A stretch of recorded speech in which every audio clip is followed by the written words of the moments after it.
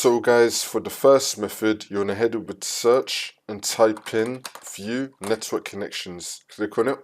And now once you're on this, you want to find your network adapter, double click on it, and then click on properties.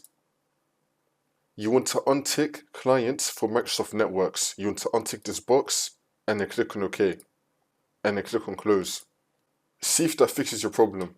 If that's still not working, then for the second method, you want to head over to search and type in CMD. Now you want to run it as administrator.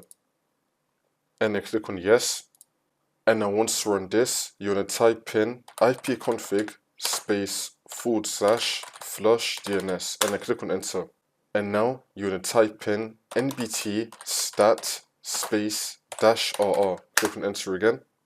And now you want to type in netsh space int space ip space reset. Click on enter again. And now you just want to restart your computer.